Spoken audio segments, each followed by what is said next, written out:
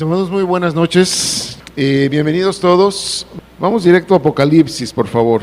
Vamos a Apocalipsis capítulo 2, versículo 4, que es el versículo donde hemos estado meditando, buscando a qué se refiere esto, que es muy cortito lo que Jesús dice aquí, concretamente a la iglesia de Éfeso, pero que al mismo tiempo, así de cortito, es muy profundo. Y hemos visto algunos aspectos de lo que Jesús se refiere cuando en el versículo 4 del capítulo 2 de Apocalipsis dice: pero tengo contra ti que has dejado tu primer amor. Les recuerdo, nada más como para traer esto a la memoria, cuando hablamos de amor aquí, cuando la palabra de Dios habla aquí de amor, la palabra original en este contexto es ágape, ese amor que solamente Dios puede dar, pero también el amor es el único tipo de amor que Dios espera de nosotros. Y justamente ese es el reclamo de Jesús, que esta iglesia de Éfeso, que bien podría representar a la iglesia actual, es más, bien podría representarnos a cada uno de nosotros.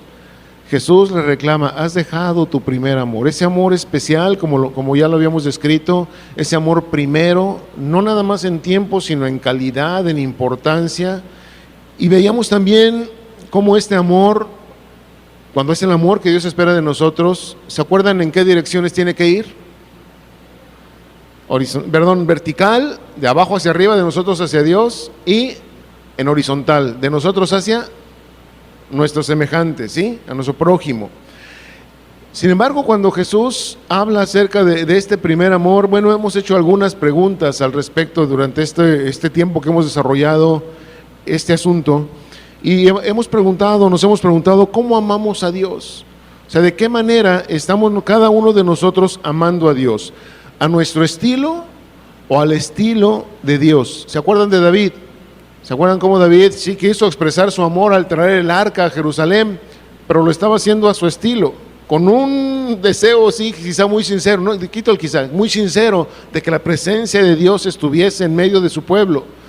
Pero equivocadamente, al no hacer las cosas en el orden que Dios había establecido. Sin embargo, vimos también que cuando lo hizo en el orden como Dios lo había establecido, no nada más logró el objetivo de llevar el arca a Jerusalén, sino que ahí mismo él erigió lo que más adelante Dios dice, y por eso es que tomamos esa parte de la escritura, que en los postreros tiempos Dios mismo se encargaría de levantar el tabernáculo caído de David. Y veíamos lo que eso significa, justamente esa expresión de adoración a Dios, esa expresión de amor a Dios, esa expresión apasionada por estar cerca de Dios, más que una simple relación religiosa con Dios. Y era justamente lo que David hizo, sí, al principio equivocadamente, pero al final, en el orden de Dios, pudimos contestar, espero, ¿cómo es que tú y yo amamos a Dios? Insisto, a nuestro estilo o al estilo o en el orden de Dios. Preguntábamos también cómo Dios quiere ser amado por nosotros. Veíamos que para Dios le interesa una relación personal, íntima con cada uno de nosotros. Y preguntábamos también al respecto, nuestro amor actual, porque Jesús está preguntando: ¿has dejado tu primer amor? ¿Nuestro amor actual es de relación o es un amor de religión? Nuestro amor por Dios, nuestro amor por Jesús, ¿es en un sentido profundo de corazón o es nada más por seguir una religión o lo que ahí donde nos reunimos todo el mundo hace? Hacíamos otra pregunta: ¿exaltas a Dios? ¿Le alabas a Dios? ¿Le bendices a Dios? ¿Le dices: Señor, te amo? No nada más los miércoles o los domingos, porque ahorita se lo dijimos con música y de manera hermosa. Sin embargo, preguntábamos, ¿le decimos a Dios, exaltamos su nombre o damos por hecho que Dios sabe que le amamos? ¿Se acuerdan de la ilustración de la semana pasada? Aquella mujer que se quejaba de que su marido nada más le habla 3 veces al día. ¿Se acuerdan cuáles eran las 3 veces? Dame de desayunar, dame de comer y dame de cenar. Y que ella se quejaba de que su marido nunca le había dicho que la amaba más que cuando se casaron. Y él dice, bueno, eso digo contigo, ¿no? Es que eso significa que te amo. Y decíamos que muchas veces así somos. No le expresamos a Dios, no le expresamos al Señor de manera cotidiana, como algo vital, algo normal en nuestra vida, cuánto le amamos. ¿Es nuestro amor por Jesús un anhelo y pasión o es nada más una tradición? Porque se acuerdan que también veíamos la semana pasada cómo Jesús mismo condena el hecho de querer sujetarse o querer honrar a Dios por medio de tradiciones, por medio de religiosidad, y Jesús califica a las personas que hacen eso como hipócritas. ¿Sí se acuerdan de eso? No es por tradición. Nuestro amor al Señor debe expresarse desde lo más profundo del corazón, no con cosas que se ven nada más, sino con cosas que verdaderamente nos motiven desde dentro a vivir y a exaltarle a Él como Él quiere que vivamos y ser exaltado por nosotros. Les recuerdo esto, nada más por si se nos ha olvidado. El primer amor al cual Jesús se refiere aquí en esta expresión de has dejado tu primer amor, ¿cuándo empieza? ¿Alguien me puede ayudar? ¿Cuándo empieza ese primer amor? ¿No lo oigo? Desde el momento que le conocemos, desde el momento que venimos a Él, desde el momento que recibimos su perdón, desde el momento que recibimos su gracia sobre nosotros, en ese momento empieza o debería empezar lo que Jesús está aquí llamándole nuestro primer amor. ¿Por qué? Porque es justamente en ese momento cuando hemos cobrado conciencia de que somos salvos, de que hemos recibido de parte de Dios por medio de Jesús y de su sacrificio, algo que jamás quizá antes en nuestra vida de pecado nos hubiésemos imaginado recibir algún día, eso que se llama salvación. Y cuando, insisto, nos sabemos salvos, empieza de manera natural en nosotros un agradecimiento, una pasión por el Señor, de tal manera que le obedecemos, le queremos conocer y leemos la Biblia, verdaderamente oramos y le exaltamos, y no nada más eso, sino que compartimos de lo que Dios nos ha dado con otros, y eso sucede de manera natural, cuando verdaderamente somos conscientes de esa salvación que el Señor nos ha regalado. Ahora déjame hacerte una pregunta, una nueva pregunta. ¿Qué hay del agradecimiento de nosotros hacia Dios, hacia Jesús? Ese agradecimiento por la salvación que Él nos ha regalado. ¿Verdaderamente le vivimos agradecidos? Así como en el principio, o a lo mejor ya se nos olvidó. ¿Verdaderamente hay en nosotros un amor manifiesto al Señor Jesús? De tal manera que si entendemos la salvación que Él nos ha regalado y si entendemos de qué nos ha salvado, hoy podamos mantenernos apartados del pecado y con eso expresar nuestro amor y nuestro agradecimiento a Él. Déjenme hacerles una pregunta. ¿Qué es salvación? Digo, porque hay que entender, a lo mejor, para poder verdaderamente valorarla y entonces estar agradecido. Y si ya se nos olvidó, o si a lo mejor nunca hemos concebido claramente qué es salvación, pudiera ser que justamente por eso es que aquel amor que Jesús espera de nosotros es que está reduciéndose o simplemente ha dejado de ser. Y viene entonces el reclamo: has dejado tu primer amor. Déjame darte un pequeño resumen. Voy a tratar de ser muy breve en esto porque hablar de salvación es un tema muy amplio, pero si lo resumimos, el tema de salvación, podemos decir que, bueno, en primer lugar, un poder maligno, un poder personal y maligno engaña desde el principio de la creación del hombre al hombre y lo aparta de Dios y de la voluntad de Dios. Sí sabemos esto. Ese poder personal y maligno logra esa situación en el hombre. Ahora, ese poder maligno, llamado Satanás, se presenta primero, de acuerdo con la descripción bíblica, como la serpiente en el Edén. Más adelante conforme va transcurriendo el relato bíblico, se presenta como otros dioses, como naciones paganas y como fuerzas que vienen en contra, particularmente de la nación de Israel. Y finalmente, este poder maligno se presenta como fuerzas espirituales de maldad, llamadas hoy demonios, y que son comandadas estas fuerzas del mal justamente por el príncipe de los demonios, que sigue siendo el mismo Satanás, y que sigue operando en el individuo humano, o sea, en cada persona, y que su operación, la operación que Satanás hace en el hombre, es en contra del mismo hombre y en contra de lo que hoy se conoce como la iglesia, en un conjunto. A causa de todo esto, de toda esta influencia del mal, bueno, el hombre decidió y ha decidido desde siempre unirse en una alianza justamente al mal, y el hombre con eso ha adquirido una deuda delante de Dios que no puede pagar. La influencia del mal en el hombre, vista a través del pecado del hombre, ha acarreado para el hombre, repito, una deuda impagable delante de Dios. Nos dice la Biblia que al final Dios pondrá en orden todas las cosas, y de hecho ya empezó a ponerlas en orden, y justamente es ahí donde entra lo que es directamente la salvación. Y siguiendo en este resumen muy apretado, podemos decir que la salvación tiene tres aspectos básicos, fundamentales. Uno de ellos se llama justificación.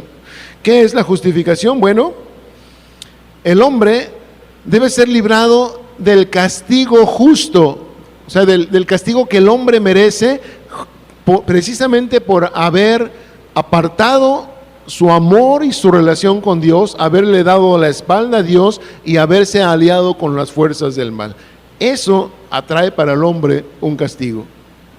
Pero la salvación, en este punto de la justificación, nos dice que el hombre necesita ser librado de ello. ¿Cómo hacerle el hombre? ¿Cómo hacer eso para el hombre? Bueno, la justificación requiere dos condiciones. Una, que Dios pueda seguirse manteniendo justo. Esto es, Dios había dicho al hombre: si pecas, mueres. Y la justicia de Dios demanda que por el pecado haya un pago de muerte. Entonces se tenía que reunir la primera condición, esa condición para que Dios siguiera siendo justo. Pero la otra condición es que el hombre, sin sufrir la muerte, pueda estar reconciliado con Dios. Y entonces aquí el asunto se complica. Y la única solución posible para que estas dos condicionantes se cumplieran fue la sangre de Jesucristo en la cruz del Calvario. Ese fue el justo precio que se tenía que dar para que la justificación, esto es, la reconciliación del hombre con Dios, y que el hombre quedara libre de deuda que había contraído con Dios, se podía lograr únicamente por medio de la sangre de Jesucristo. Esto es, la muerte de un justo. El segundo aspecto que encierra la salvación es algo que se conoce como victoria temporal. ¿Qué es esto de la victoria temporal? Bueno, cuando nosotros hemos obtenido el perdón de nuestros pecados y que entendemos que esos pecados era lo que nos mantenía apartados de Dios, y que hoy, si somos perdonados de nuestros pecados, podemos nuevamente estar con Dios. Bueno, si nosotros en el momento de ser salvos, como ocurrió de acuerdo al relato bíblico, en el momento que Jesús estaba muriendo en la cruz, ¿se acuerdan de alguien que en ese mismo momento fue salvo? ¿Se acuerdan quién fue? Un ladrón. Y él recibió de Jesús estas palabras: hoy estarás conmigo en el paraíso. Porque para él en ese momento se estaba cumpliendo esas dos condicionantes. Pero si nosotros no estamos en una situación así, esto es, si nosotros hemos sido salvos y seguimos viviendo en esta tierra, Dios nos da a cada uno algo que se llama victoria temporal. ¿Qué es esta victoria temporal? Bueno, en el Antiguo Testamento, esta victoria temporal se expresa o se denota cuando por medio de acatar la voluntad y los mandamientos de Dios, el pueblo de Dios, fíjense bien, vencía la idolatría, vencía el pecado, y no nada más eso, sino que además conquistaba naciones paganas.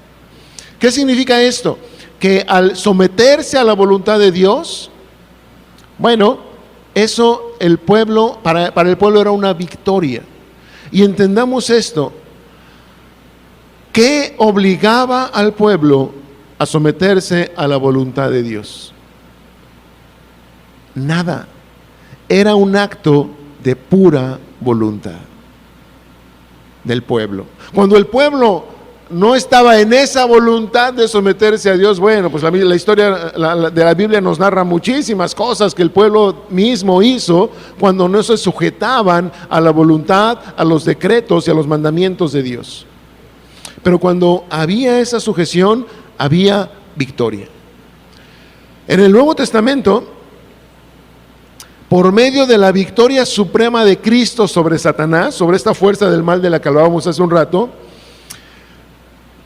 ahora el Espíritu Santo actúa en el creyente a fin de que estos creyentes obren su propia victoria sobre el mal. ¿Qué quiere decir esto? A través de que Jesucristo ha vencido en la cruz a Satanás, ahora Él primero nos dejó instrucciones, nos dejó palabra suya, instrucciones y ejemplo de vida.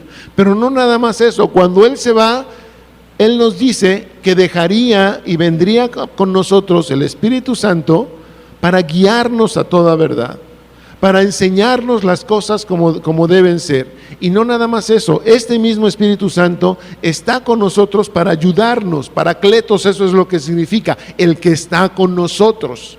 ¿Para qué? Para guiarnos hacia el camino al Señor, para redarguirnos cuando es necesario que, oye, ese camino que estás tomando, que estás pretendiendo tomar, no es el correcto. Señor, necesito tomar esta decisión. El Espíritu Santo es el que nos guía a tomar las decisiones correctas. Y la instrucción está dada claramente en su palabra. Ahora entendamos esto, mis amados. ¿De quién depende que nosotros podamos oír y someternos al Espíritu Santo?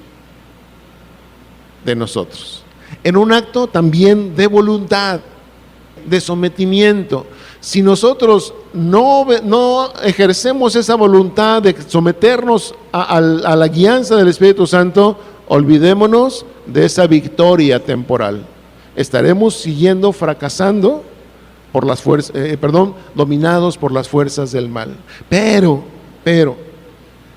si nosotros voluntariamente aceptamos esa sujeción a la dirección espiritual que el Espíritu de Dios nos da, entonces podremos lograr la victoria sobre aquello de lo que hemos sido perdonados.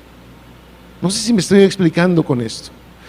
Pero si Jesús nos perdonó por nuestros pecados y eso costó su sangre, su muerte, Él nos da un recurso, repito, para que nosotros ahora, mientras nos mantengamos vivos, podamos mantenernos victoriosos sobre aquello de lo cual Él ya nos perdonó.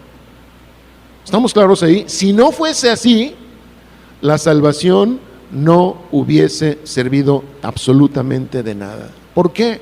Porque la naturaleza humana, así por naturaleza, es, ya fui perdonado. Pero nuestra naturaleza en nuestra vida cotidiana nos impulsa, nos empuja a volver a cometer pecado, del cual se supone que ya fuimos perdonados. ¿Me explico? Por eso se requiere una participación de nosotros en que esa salvación que Jesús ya compró y nos regaló a cada uno de los que le hemos aceptado como Señor y Salvador, que esa salvación se logre por medio también o se complemente de cómo vivimos tú y yo. Y espero que ahorita podamos entender esto. El otro aspecto importante de la salvación, muy importante, es que va a haber una liberación y bendición final, de acuerdo con lo que la Biblia nos enseña, y esto es a través de que Cristo, una vez que Él regrese, como lo tiene prometido a nosotros, Él terminará definitivamente con todos los poderes del mal y las consecuencias del pecado. Entonces será definitivo. Y tendrá una victoria total y completa, absoluta sobre Satanás, destruyéndolo a Satanás juntamente con sus aliados. Y conste que aquí no nada más son los demonios.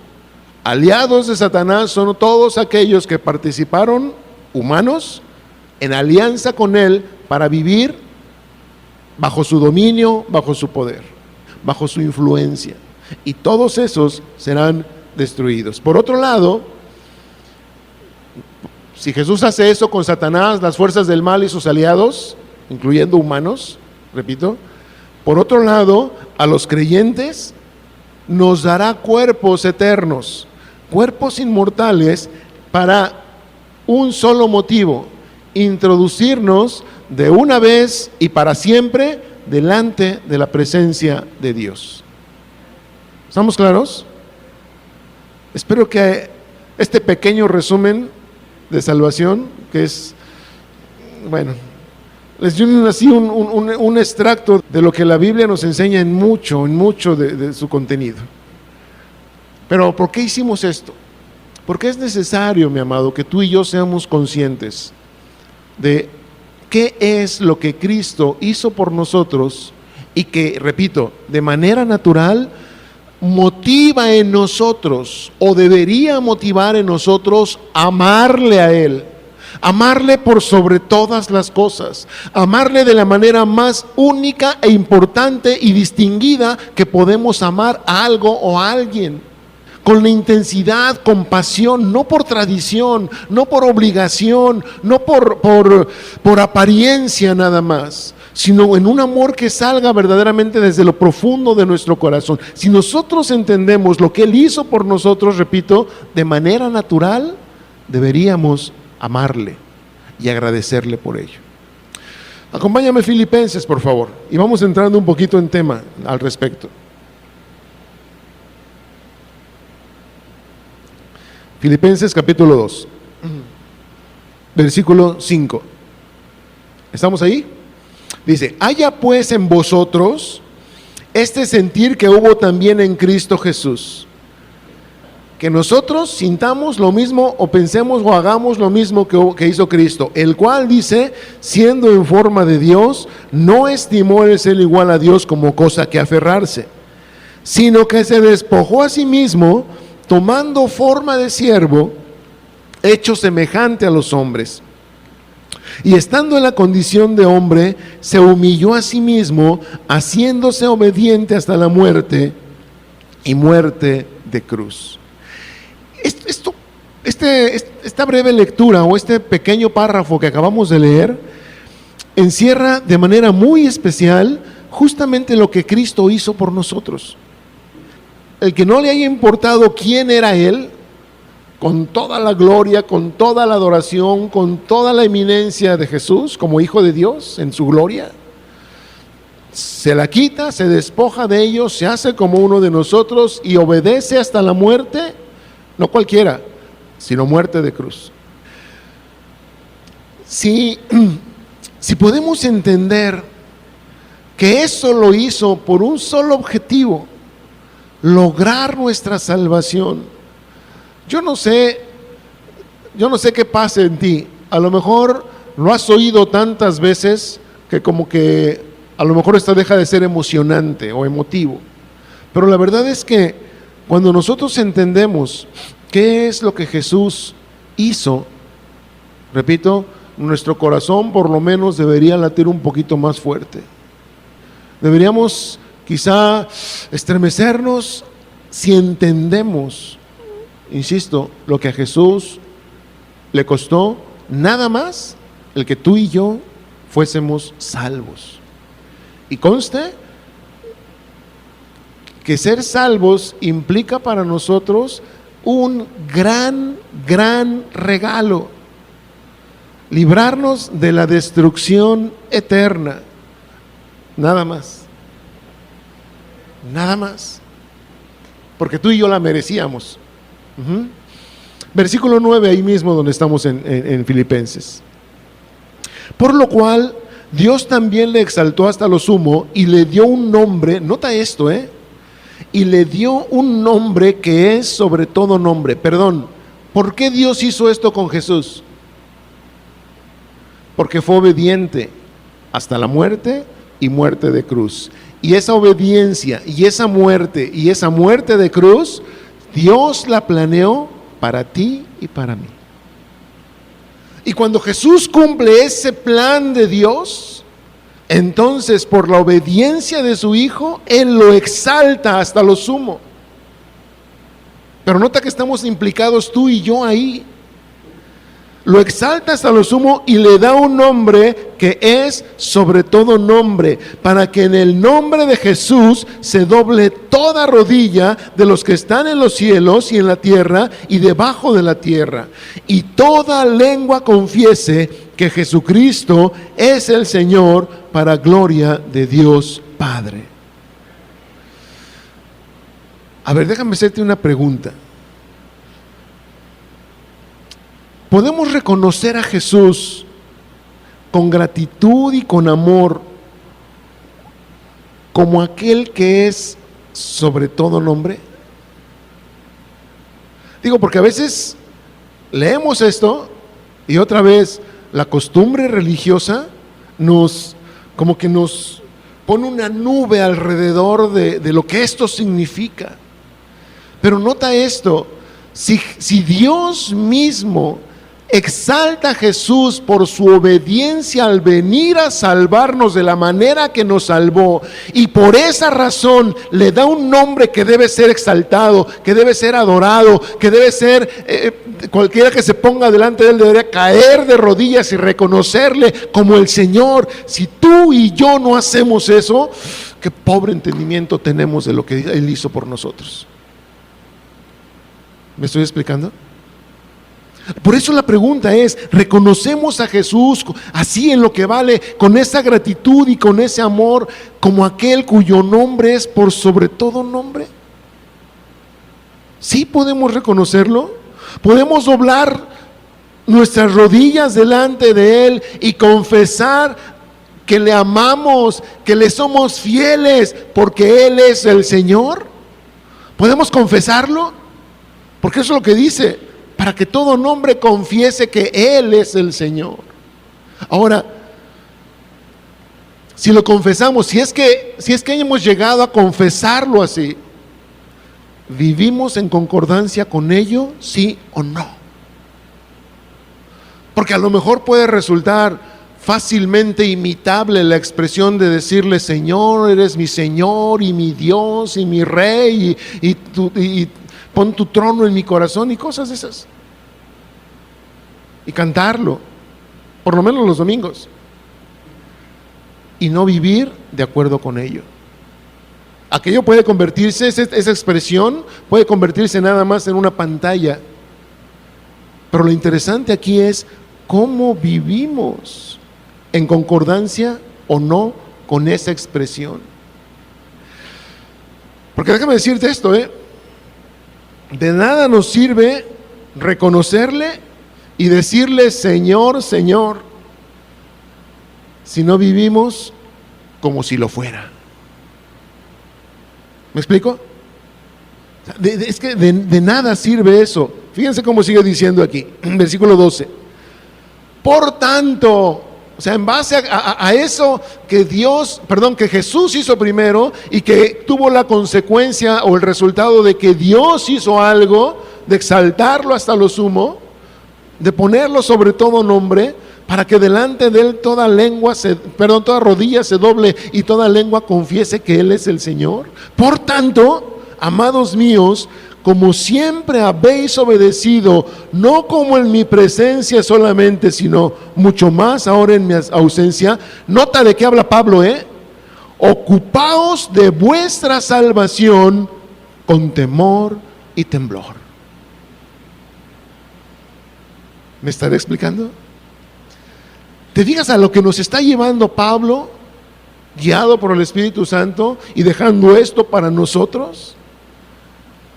Si tenemos ese entendimiento, insisto, de lo que Cristo ha hecho, si entendemos la exaltación que Dios ha hecho con Cristo por lo que hizo por nosotros, lo que ahora a nosotros nos corresponde hacer es ocuparnos en nuestra salvación, y no nada más ocuparnos en nuestra salvación, sino hacerlo con temor y temblor. Ahora, ¿qué significa ocuparse? En este contexto, la palabra es, te la digo así, katergasomai. Pero nota que hay una expresión kata en el griego que, bueno, a la palabra ergosomai, que significa, esta sola palabra ergosomai significa trabajar, producir, llevar a cabo algo. Pero cuando esta palabra ergosomai en el griego se antecede por el prefijo kata, como es en katergasomai, esta palabra, esa expresión kata o kate, le da una expresión enfática, una expresión que eso debe hacerse de manera muy enfática, de manera muy importante. O sea que si vamos a trabajar, si vamos a producir, si vamos a llevar a cabo algo, tenemos que hacerlo enfática y sistemáticamente. Eso es lo que significa ocuparse aquí, cuando dice que nos ocupemos. Insisto, significa que llevemos a cabo algo y que lo hagamos, déjame usar esta expresión, como si fuera lo único a lo que nos dedicáramos, de manera enfática, principal en nuestra vida. Ahora bien, ¿por qué Pablo, utilizando esta palabra, nos dice que nosotros debemos llevar a cabo nuestra salvación con temor y temblor? O sea, hay una implicación ahí en el significado de esta palabra que habla de terminar o de acabar algo. Y está hablando de nuestra salvación. Y aquí a lo mejor cabrían preguntas como, oye, espérame. A mí me enseñaron que Jesucristo logró mi salvación por medio de su muerte en la cruz del Calvario y el derramamiento de su sangre. Además lo acabamos de decir. ¿Cómo es que ahora se me dice que me ocupe? Esto es, que yo lleve a cabo, que termine o que acabe mi salvación. Y que además lo haga con temor y temblor. Bueno, vamos a entender. Pero para poder entender, déjame leerte este mismo pasaje, este mismo versículo. En la versión, en la Biblia en lenguaje sencillo, dice: queridos hermanos, cuando yo estaba con ustedes, siempre me obedecían. Ahora que estoy lejos, deben obedecerme más que nunca. Por eso, nota esto, por eso, con respeto y devoción a Dios, dedíquense a entender lo que significa ser salvado por Dios. Eso me encanta, porque repito, hay ocasiones cuando platicamos con los hermanos que muchos no tienen el concepto claro, iba a decir ni idea, pero por lo menos el concepto claro de lo que es la salvación. Y aquí se nos está exhortando a que nos dediquemos a entender lo que significa ser salvado por Dios. Ahora, otra versión, palabra de Dios para todos, es este mismo versículo, dice: así pues, queridos hermanos, continúen obedeciéndome como siempre. Ahora que estoy lejos de ustedes, es mucho más importante que me obedezcan. Fíjense bien lo que dice Pablo: ocúpense seriamente de su salvación con profundo respeto. Pregunta: ¿cuántos de aquí son salvos? Sí, ¿no? Espero que todos. La cosa aquí es ¿Qué estamos haciendo con esa salvación? ¿La estamos entendiendo? ¿Nos estamos ocupando de ella? ¿Estamos llevándola a buen término? Porque Cristo ya hizo algo importante por nosotros. Este mismo pasaje en la versión, en la Biblia al día, dice: así que mis queridos hermanos, como habéis obedecido siempre, no solo en mi presencia, sino mucho más ahora en mi ausencia, fíjense, llevad a cabo vuestra salvación con temor y temblor. Repito, ¿qué acaso no terminó Jesús su obra de salvación en nosotros? ¿Por qué entonces nos dice aquí que nos ocupemos, que llevemos a cabo, que entendamos, que con respeto nos ocupemos de ello? Insisto, que llevemos a término esta salvación. ¿Será acaso que tenemos que ganarnos la salvación por nosotros mismos? No, eso definitivamente no. ¿No será más bien que esto a lo que se nos está exhortando es a mostrarle a Jesús nuestro profundo amor y nuestro profundo agradecimiento por la salvación que Él ya nos regaló? Nota esto para que me puedas entender. Acompáñame ahí arribita de donde estamos ahorita, en el capítulo 1, versículo 9.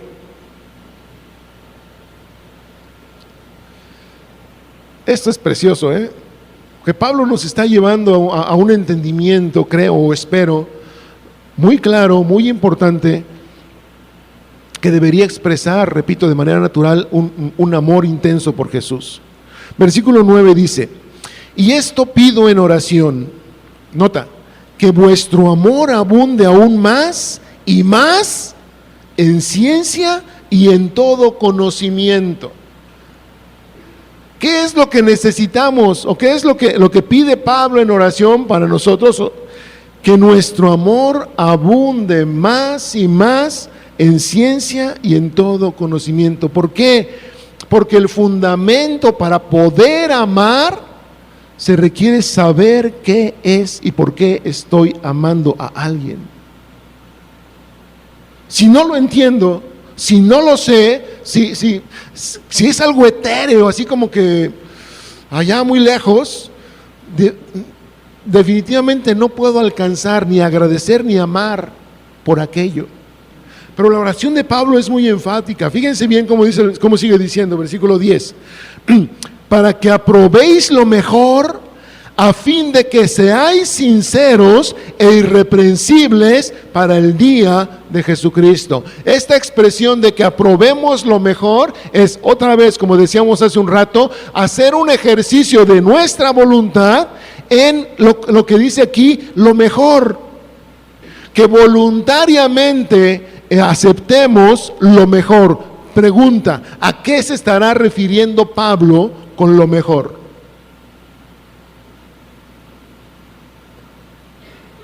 Tiene mucho que ver con nuestra obediencia a lo que Dios ha dicho. Pero ahí te lo dejo. Ahorita lo vamos a ver.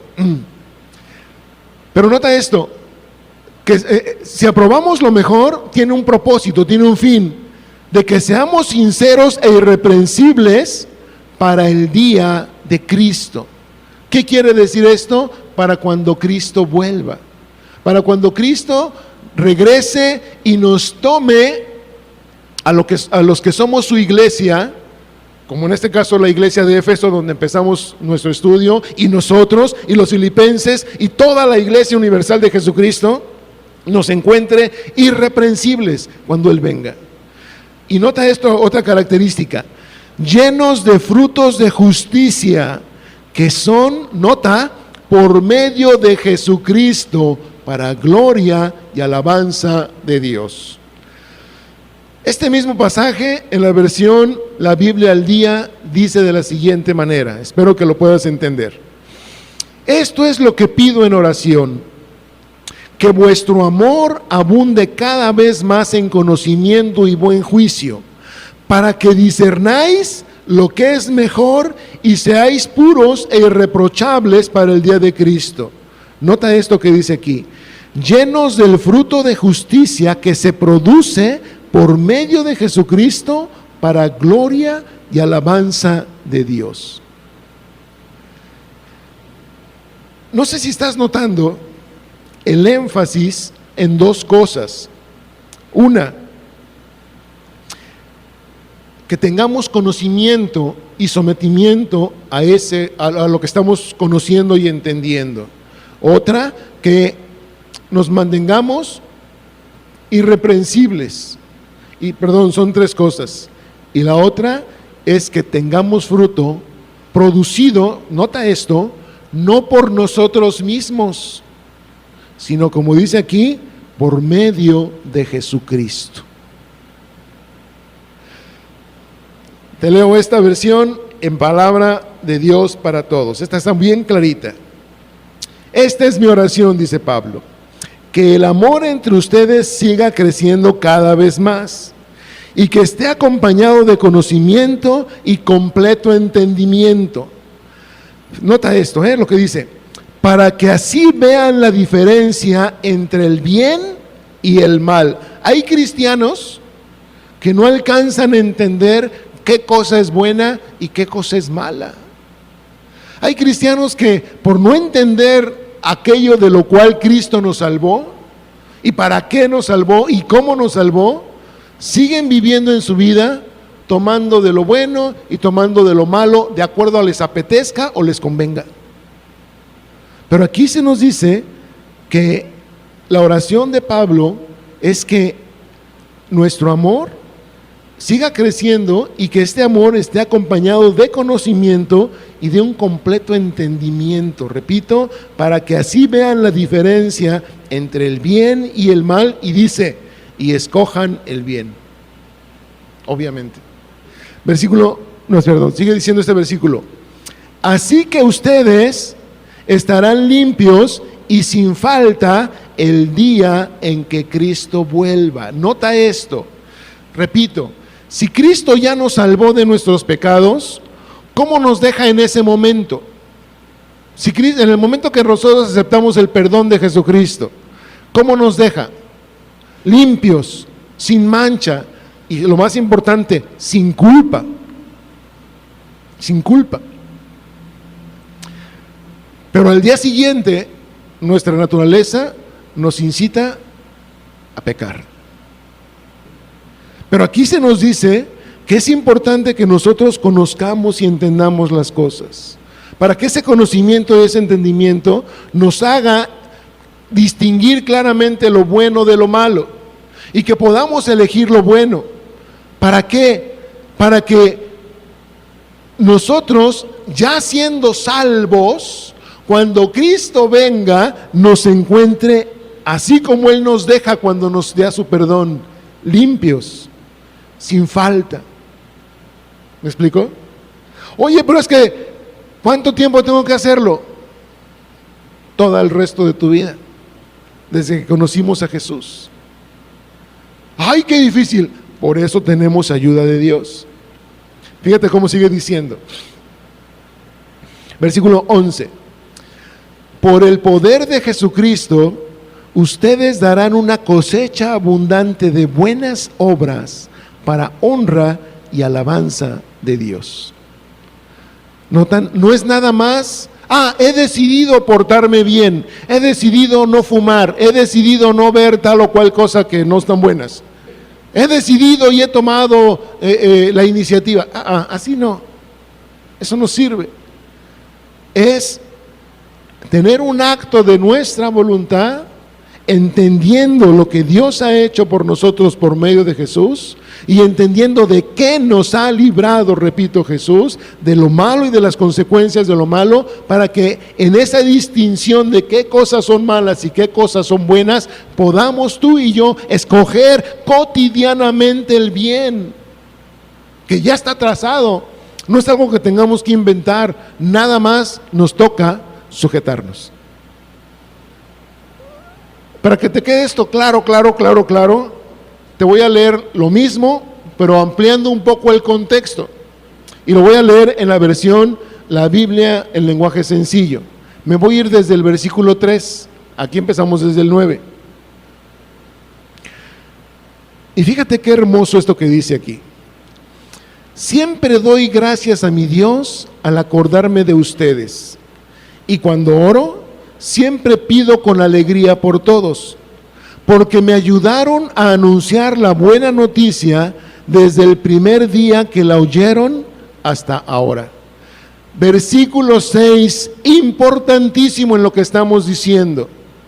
Porque decíamos y nos preguntábamos, oye, ¿qué la obra de Jesús en la cruz no se llevó a cabo para lograr nuestra salvación? ¿Cuál es la respuesta? Sí, para eso se llevó a cabo. ¿Y que esta obra no fue completa? Sí fue completa. Pero aquí hay algo importante. En nuestras Biblias dice que él está convencido, Pablo está convencido, de que Dios que inició o que empezó en nosotros la buena obra, la perfeccionará hasta el día de Jesucristo. Hoy acepté al Señor, hoy le entregué mi vida, hoy fui perdonado por la iniquidad que yo cometí en mi vida pasada. Hoy soy salvo, hoy recibí el perdón y la gracia de Cristo. En ese momento, repito, soy limpio y sin culpa. Limpio de pecado y sin culpa por la consecuencia del pecado. Ahí empieza la buena obra. Esa obra Dios ya la hizo por mí, por medio de Cristo.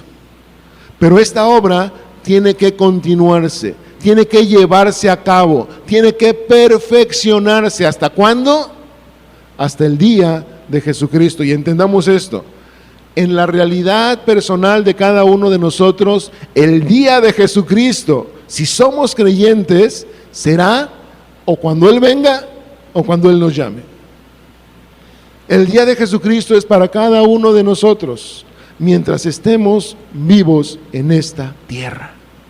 Hasta entonces, Dios nos ayudará a ir perfeccionando la obra que Él empezó en nosotros. En otras palabras, eso se llama santificación. Pero nadie puede ser santo si antes no es salvo.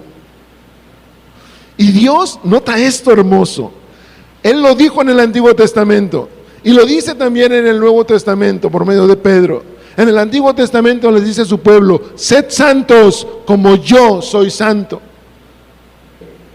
Y lo dice en repetidas ocasiones. Y en el Nuevo Testamento Pedro también nos dice, por eso el Señor nos dice, sed santos porque yo soy santo. La única manera de ver a Dios es siendo santos. Seguid la paz entre todos y la santidad, sin la cual nadie verá al Señor. Mis amados, si tú y yo, por favor entiéndeme esto, hoy somos salvos, pero no vivimos como tales, estamos despreciando, sin decirlo, la obra de Cristo. No estamos manifestándole amor a Cristo. Y quizá ese primer gozo, ese primer amor, en muchos ha desaparecido. Pero déjame continuar con lo que dice aquí. Versículo 6 en esta versión. Dios empezó el buen trabajo en ustedes y estoy seguro de que lo irá perfeccionando hasta el día en que Jesucristo vuelva. Está bien que yo piense así de todos ustedes, porque los quiero mucho y porque ustedes comparten conmigo el trabajo de amor que Dios me ha encargado. En la cárcel o delante de los jueces, ustedes siempre me apoyan para afirmar la verdad de esta buena noticia. Dios sabe que no miento cuando digo que los extraño y los quiero con el tierno amor que Jesucristo me da. Regresamos al texto donde iniciamos esta parte. Le pido a Dios que ustedes me amen cada vez más. Se amen cada vez más.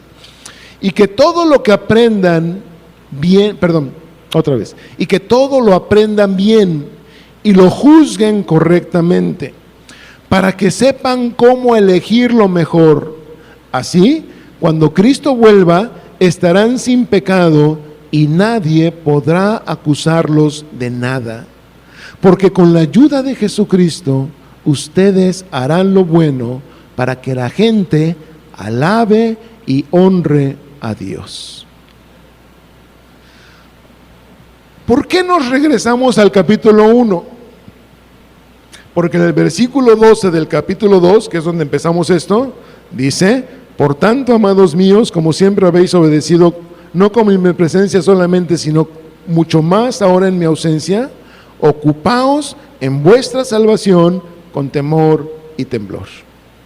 Espero que, habiendo leído este contexto desde el capítulo 1, podamos entender por qué Pablo nos está exhortando a ocuparnos de algo. Y ese ocuparnos, repito, significa que llevemos a cabo, que llevemos a término algo que se empezó en nosotros por medio de la muerte de Cristo Jesús. La salvación que Dios nos da, nosotros, tú y yo, debemos llevarla a cabo en nuestra vida. ¿Estamos claros? Por eso, y espero que ahora podamos entender lo que sigue, versículo 13 del capítulo 2, que es donde estábamos. ¿Es que yo tengo que lograr la salvación? No. ¿Es que entonces soy medio salvo hoy? No.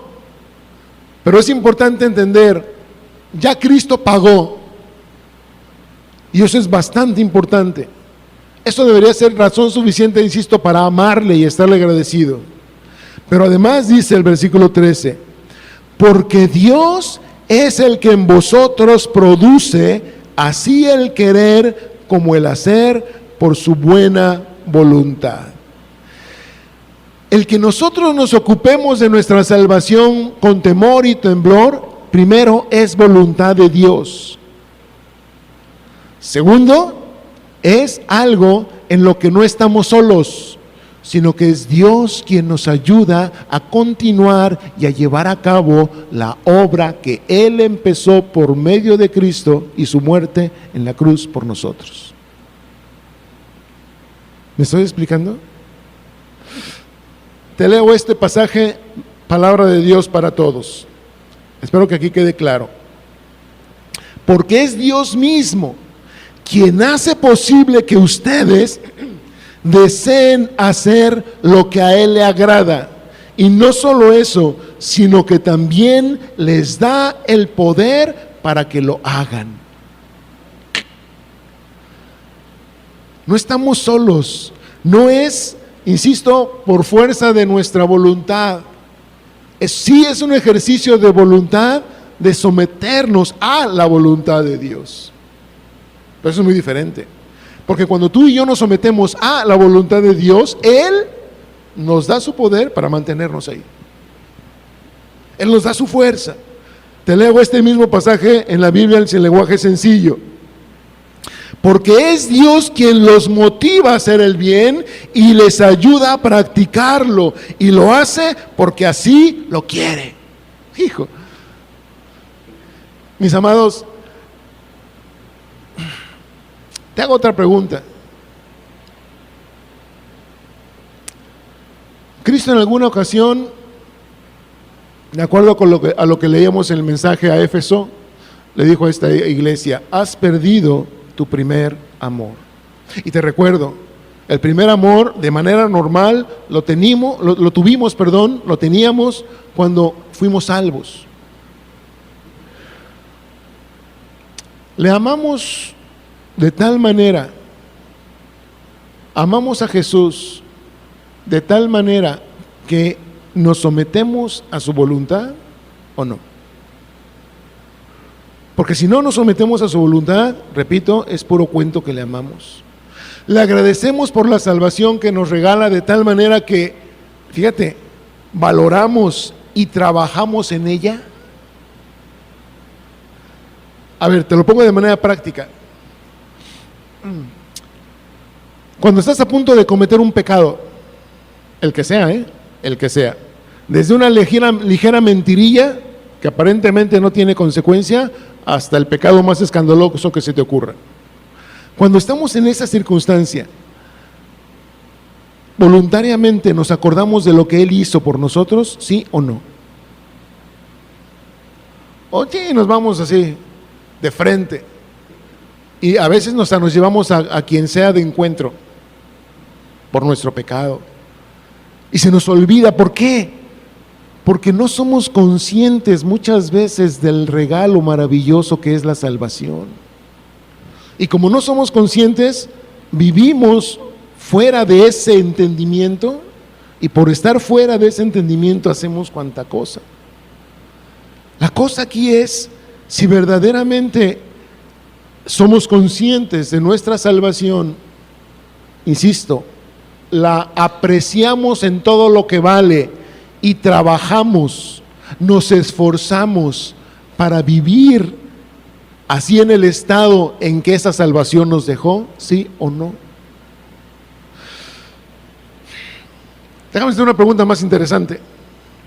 Creo, cuando Jesús venga o nos llame, o bueno, está de moda, ¿no?, que nos manden, pero bueno, cuando nos encontremos con Él, con Jesús, podremos expresarle así libremente, abiertamente, que le amamos, mostrándonos ante Él limpios de la contaminación del pecado, sí o no, porque por eso murió, digo, te recuerdo,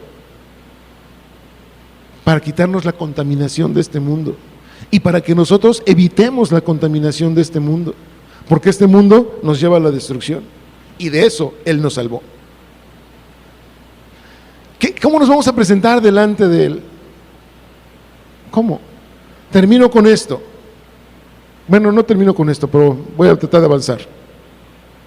Sigue diciendo este pasaje. Fíjate, nos da un ejemplo nada más de vida cotidiana, Haced todo sin murmuraciones y contiendas, para que seáis irreprensibles y sencillos, hijos de Dios sin mancha, en medio de una generación maligna y perversa, en medio de la cual resplandecéis como luminares en el mundo, asidos de la palabra de vida. Nos dice que, mis amados, que podamos mantenernos ahí sin murmuraciones, sin contiendas, irreprensibles, sencillos. ¿En dónde?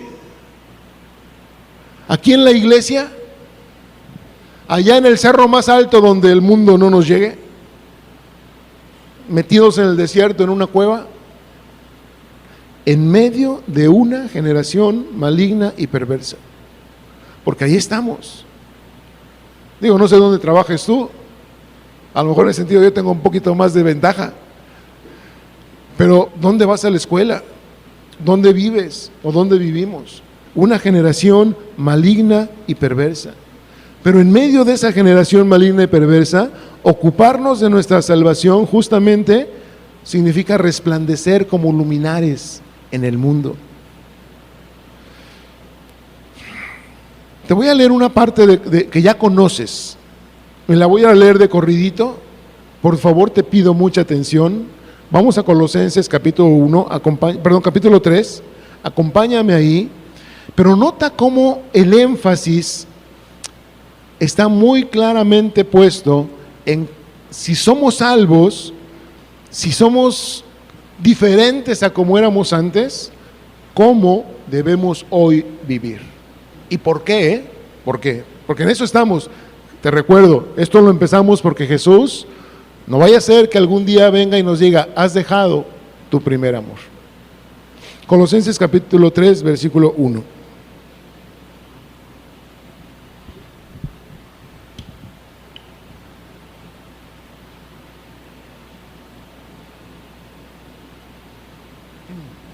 Dice, si pues habéis resucitado con Cristo, buscad las cosas de arriba, donde está Cristo sentado a la diestra de Dios. Pregunta, ¿cuántos de los de aquí han resucitado? Pregunta. Nomás uno. Mis amados, obviamente no está hablando de que nos hayamos muerto físicamente, está hablando de que hemos muerto al pecado, a como vivíamos antes, y hoy vivimos, o se supone que debemos vivir de una manera diferente, en una nueva o en una novedad de vida. A eso es a lo que se refiere todo el contexto. ¿Ok? Entonces, se supone que esto lo hace, o quienes han resucitado a eso, son porque ya son salvos, porque ya somos salvos. Está hablando de nosotros. ¿Estamos? Bueno, dice: si pues habéis resucitado con Cristo, buscad las cosas de arriba, donde está Cristo sentado a la diestra de Dios. Nota, poned la mira en las cosas de arriba, no en las de la tierra, porque habéis muerto y vuestra vida está escondida con Cristo Jesús. Pues claro, si ya hemos sido salvos, perdonados, se nos ha quitado la culpa por haber hecho las cosas que este mundo, que esta tierra nos ofrece. Y si ya estamos en esa condición de salvos, ¿para qué, déjenme usar esta expresión, para qué carambas seguimos poniendo nuestra vista en las cosas de la tierra? Más bien tenemos que ponerlas en las cosas del cielo, en las cosas de arriba, como dice aquí. Dice, versículo 4: cuando Cristo vuestra vida se manifieste, entonces vosotros también seréis manifestados con Él en gloria. Nota esto: Jesús nos salva justamente de las cosas de esta tierra y de sus consecuencias sobre nuestra vida, de la influencia del mal y de este mundo, y repito, de sus graves y trágicas consecuencias sobre nosotros. De eso nos salva Jesús. Y para esto que dice aquí, nos salva. ¿Para qué? Para que cuando Él se manifieste, nosotros también seamos manifestados. ¿Qué quiere decir? Cuando Cristo venga en su gloria, como ya lo dijimos y Pablo lo enseña en Corintios 15, que nosotros, si ya morimos cuando Él venga, no importa cómo hayamos muerto, de la tierra entregará nuevamente nuestros cuerpos y seremos transformados y tendremos un cuerpo eterno y reinaremos y estaremos delante de la presencia del Padre eternamente. Nos salva del pecado, nos salva del mundo y nos salva para manifestarnos con Él. Ahora, lo que sigue aquí, a partir del versículo 5, nos indica cómo debemos vivir si ahora somos salvos. Pon mucho ojo, me la voy a ir así corridito. Hacer morir pues lo terrenal en vosotros: fornicación, impureza, pasiones desordenadas, malos deseos y avaricia, que es idolatría, cosas por las cuales la ira de Dios viene sobre los hijos de desobediencia. De esto nos salvó el Señor, por practicar estas cosas. Entonces, por eso nos dice: háganlas a un lado, mátenlas. Hay que matar eso. Hay que matar eso. No podemos seguir permitiendo que esas cosas vivan en nosotros, porque si lo permitimos, nos destruyen. Versículo 7: en las cuales vosotros también anduvisteis en otro tiempo, cuando vivíais en ellas. Pero pregunto, ¿cuántos salvos hay aquí? Otra vez. Entonces se supone que ya no vivimos ahí. Entonces esto es para nosotros. Antes anduvimos, ahora ya no. Versículo 8: pero ahora dejad también, este también es tan amplio, dejad también vosotros estas cosas: ira, enojo, malicia, blasfemia, palabras deshonestas de vuestra boca. Sigue diciendo: no mintáis los unos a los otros, habiéndoos despojado del viejo hombre con sus hechos. Y nota el versículo 10: y revestido del nuevo, el cual conforme a la imagen del que lo creó, se va, ¿qué?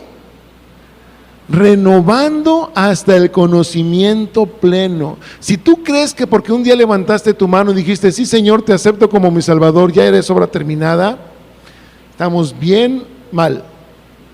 No somos producto terminado, mis amados. Necesitamos trabajar en eso que se empezó en nosotros, que se llama salvación, todos los días, y ocuparnos, llevarlo a cabo con temor, con temblor.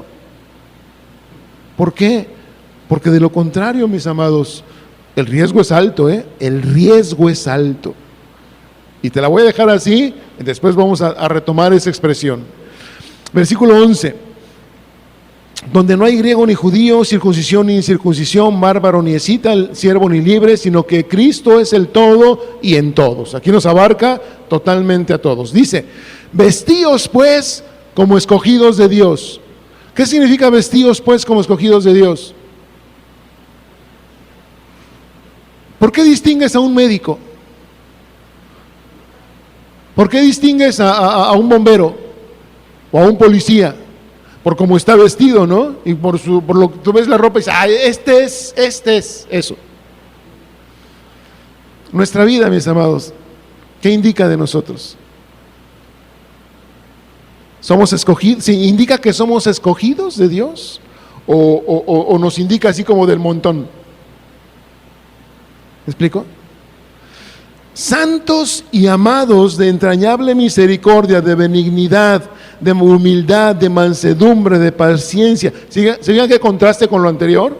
Soportándonos unos a otros y perdonándoos unos a otros si alguno tuviere queja contra el otro. De la manera que Cristo os perdonó, así también hacedlo vosotros.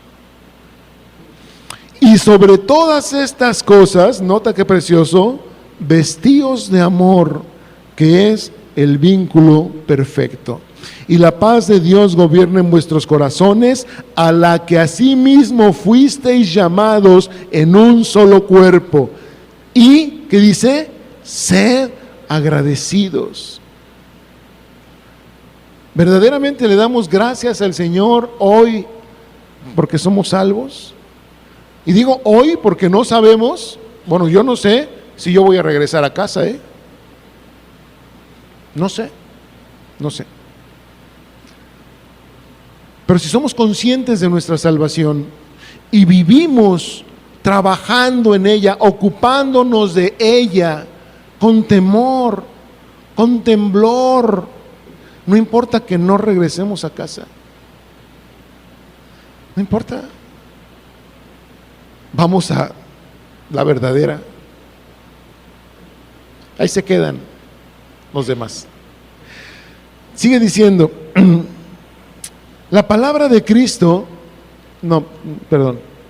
y sed agradecidos. La palabra de Cristo more en abundancia en vosotros, enseñándoos y exhortándoos unos a otros en toda sabiduría, cantando con gracia en vuestros corazones al Señor con salmos e himnos y cánticos espirituales. ¿Qué es esto? ¿Cómo me traduces esto en una sola palabra?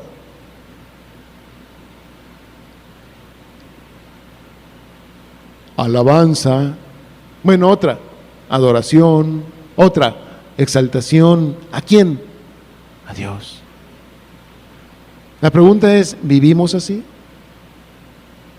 Porque si ya somos salvos, esto es para nosotros. Y todo lo que hacéis, termino, y todo lo que hacéis, sea de palabra o de hecho, hacedlo todo en el nombre del Señor Jesús, dando gracias a Dios por medio de Él.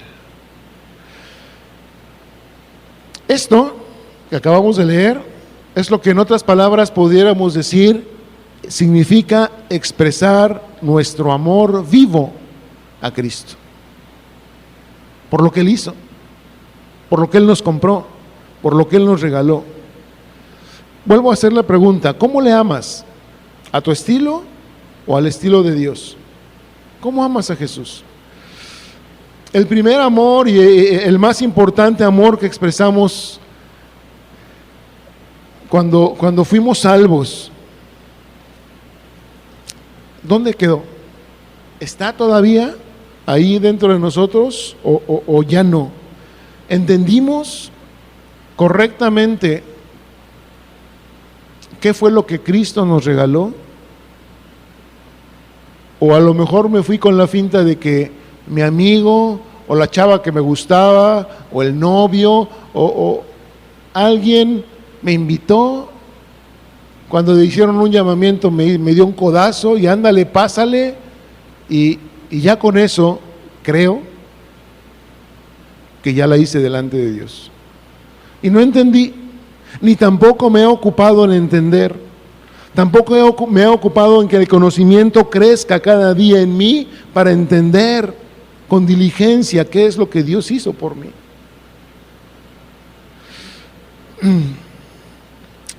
Si entendimos la salvación, ¿seguimos viviendo en esa intensidad?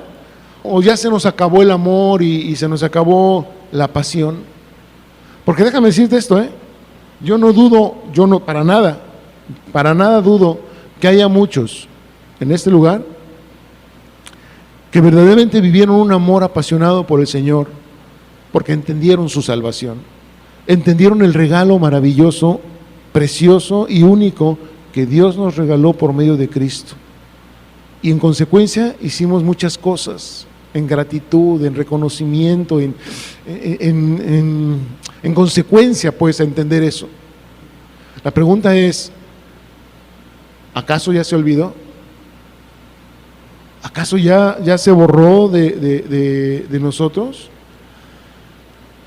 Ahora, lamentablemente, repito, muchos, otros, nunca han sido salvos. Y eso es peligroso. Yo diría que es tremendo. Muchos quizá están en las congregaciones cristianas sin gozar de la seguridad, del regalo maravilloso de ser salvos por medio de Cristo. Y temen a la muerte, y temen a no sé qué va a pasar el día final, y no viven seguros, no viven tranquilos. Pero si hay alguien en esa situación, de veras, de todo corazón, yo les invito a que hagan un alto en su camino. De veras, al decir un alto en su camino es, no hagas nada más que preguntarle a Dios: Señor, ¿soy salvo? ¿Soy salvo? Y que Dios te confirme por medio de su Espíritu y te dé certeza, porque hay una certeza de salvación. Si acaso no la tienes, ponte a cuentas con Dios, pídele perdón. Tú sabes por qué.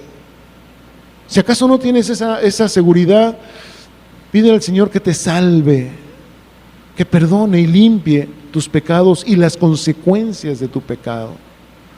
Y atrévete a disponerte a obedecerle de aquí en adelante, para que puedas vivir como salvo.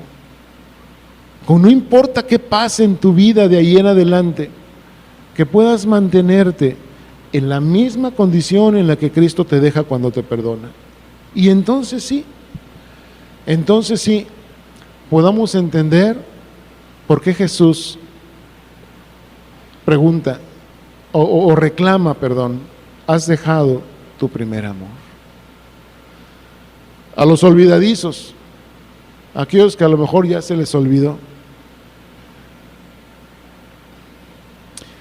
¿sabes cuánto vale tu salvación? Nota esto: todo el propósito, todo el plan de Dios para contigo y conmigo, y como leíamos hace rato, los griegos y escitas y judíos, todo mundo, para la humanidad completa, todo el plan de Dios a favor del hombre, de la humanidad, todo pasa por la cruz. Ahí radica el que la humanidad entera o parte, o a lo mejor una minoría, pueda estar con Dios eternamente. Para eso el hombre fue creado. Para eso el hombre fue creado. Pero necesitamos haber pasado por la salvación. Por eso es importante aquilatar el valor de ello y poder, repito, expresar nuestra gratitud y nuestro amor a Jesús, viviendo en consecuencia de ese regalo por nosotros. No me voy a meter en esto, te lo leo nada más en Apocalipsis capítulo 2, ahí es el pasaje que sigue. Recuerda, por tanto, de dónde has caído y arrepiéntete. Recuerda, por tanto, de dónde has caído y arrepiéntete. ¿Estamos?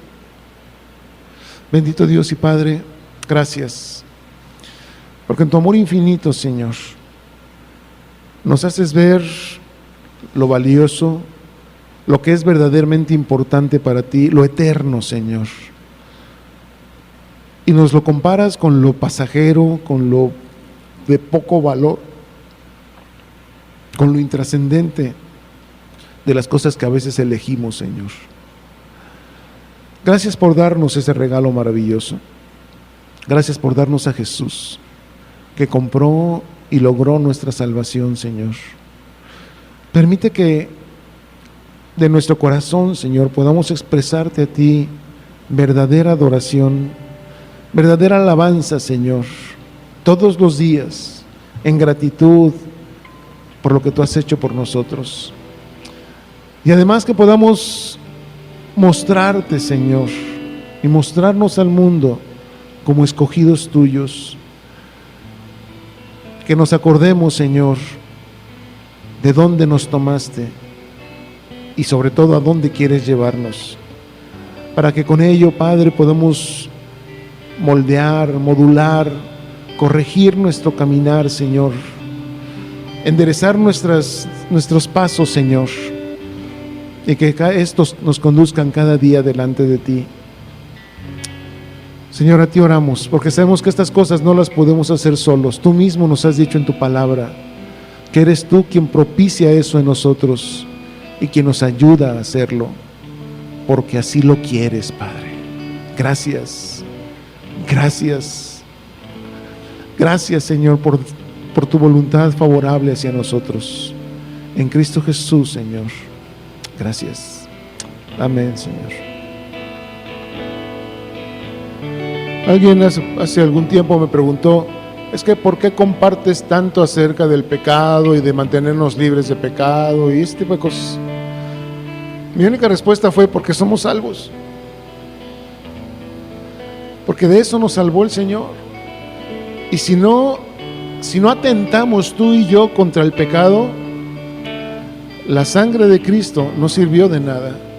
Hebreos lo dice muy claramente, que si seguimos haciendo esas cosas, es como tener por inmunda la sangre del pacto, la sangre de Jesús. Por eso es tanto énfasis, Espero que no nos cansemos de ello, sino que más bien nos acordemos todos los días de dónde nos sacó Cristo y hacia dónde nos lleva, y que, insisto, nos atrevamos a vivir de acuerdo a ello, diciéndole te amo y expresándoselo, no nada más de labios, sino con nuestra vida. Amén. Amén. Démosle la alegría de que cuando Él venga nos encuentre como Él nos compró. ¿Sí? Dios les bendiga, mis amados.